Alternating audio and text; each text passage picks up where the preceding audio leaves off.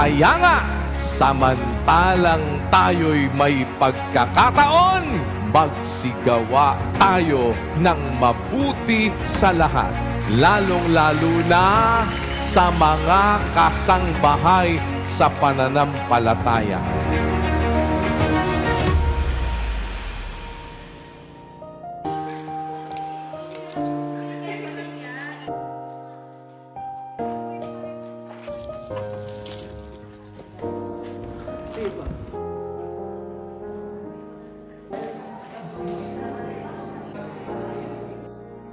Yung sa anak ko, since wala siyang insurance, 300 na kaagad yung doctor's fee. So, very big amount. So, at least it would help us a lot.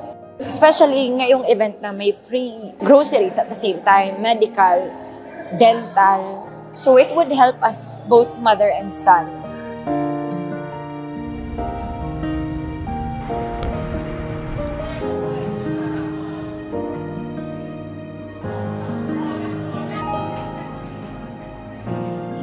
Sa konting oras pong nandito po ako sa inyo, naramdaman ko po, really po sa heart ko na ito pong gawain ay alam ko po na kayo po naging gabay ni Lord para sa mabuting gawain at talagang totally po with cares, with love, especially yung good faith kay Lord.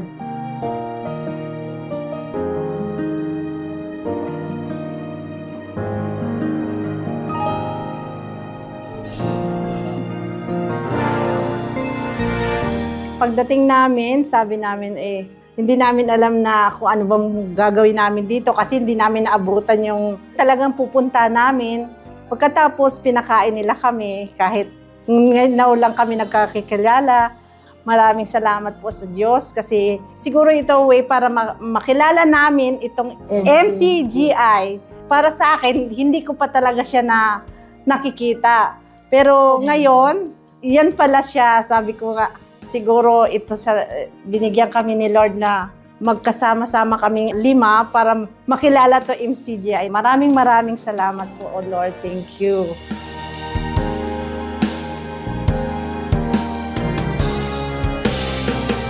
For me, God's way of giving us yung gift of love, sharing it with other people na hindi mo ka-close, very thankful ako. Hindi out of like galaxy na thankfulness.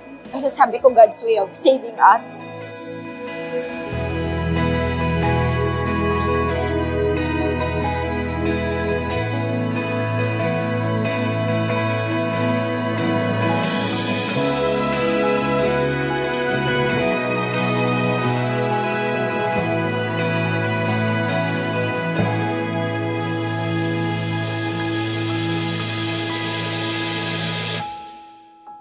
Sampay sa persani mga salasama.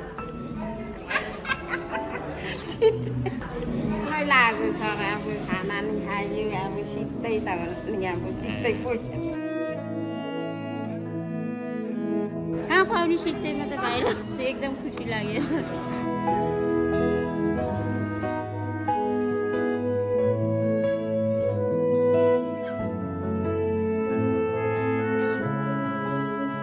I really love serving to people, and MCGI provided this opportunity to me, and I feel that MCGI is not only providing health services, in fact it's providing life support. MCGI is a power that is actually elevating so many people.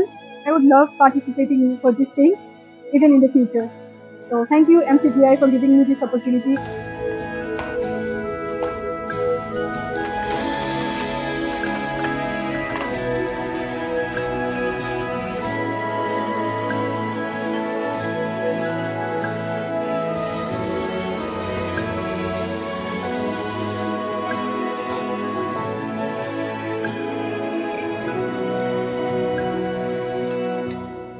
nagpapasalamat po ako sa Diyos at meron din ako mga bisita. Yung mga bisita natin, isa natin kahit pa paano mahalin natin ng ating kaaway. Ngayon na isama ko po siya dito sa Brethren Day. Nagpapasalamat po ako sa Diyos na isama ko silang lahat. Sa pamamagitan ng aral, tumitibay yung ating pangangatawan, pati pag-iisip, pati pang-spiritual. Kailangan natin ng gabay, lalo na tayo sa mga OFW. Kailangan natin ang spiritual na gabay. Aking naunawa ang iyong pagsinta, hindi ka napapabaya sa gitna ng hirap at dusa. Unang sasabitin pangalan mo, Ama. Awa tulong po nakaganap ng tungkulin. Dahil marami po akong bisitang naimbitahan, awa tulong mga 52. 52 po yung naging bisita. Pakiramdam ko, parang masaya yung puso ko lang na nakaganap ako ng tungkulin sa maliit na paraan. Nasabihan ako na parang ay, totoo ba yan na may mga libre pa ba sa panahon to? Sinasabi ko lang sa kanila, lingap yan ng Diyos sa atin, na tulong po talaga yan sa atin. Hindi po sa amin kayong dapat magpasalamat. Sa Diyos po kayo magpasalamat kasi instrumento lang po talaga kami. Hindi siya mapaliwanag na pakiramdam. Sa dati kong mga ginagawa sa buhay, parang feeling ko nakatupad ako sa maliit na paraan. Talaga nakalingap ako ng kapwa. Ikaw ang may sasambahin ngayon hanggang sa darating, sa dalangin at pagdaing. Ngalan mo ang babanggitin. Dahil sa awa tulong ng Diyos, nakikita natin na nare-relieve sila kahit sa maliit na paraan dun sa pasanin nila.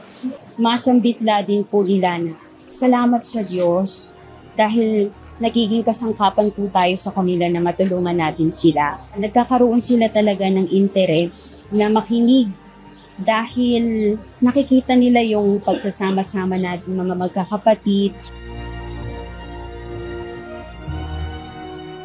Ang naghahasik ng sa Espiritu mag-aani ng buhay na walang hanggan. Paano natin ngayon natitiyak na ang members ng Church of God International ay naghahasik ng sa Espiritu? At paano tayo magkakaroon sa ating mga sarili ng kasiguruhan na bilang mga lingkod ng Diyos na nagsisikap makagawang magkakasama, nagsisikap na magkaisa ng pag-iisip, nagsisikap na ang bawat paggawang nauukol sa atin ay gawin natin para tayo ay hindi magkaroon ng pagkakabahabahagi. O paano natin ngayon yan matitiyak? Huwag tayong mga pagod sa paggawa ng mabuti, sapagkat sa kapanahunan ay magsisiani tayo kung hindi tayo manganghihimagod. Ano nga anihin?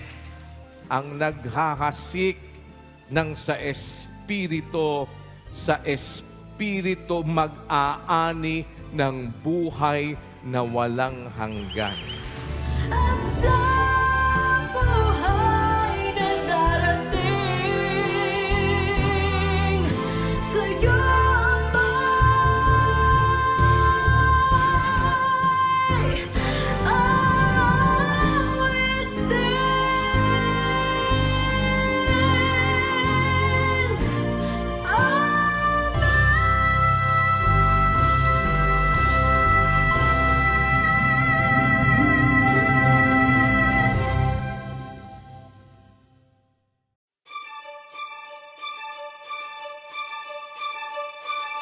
awitin.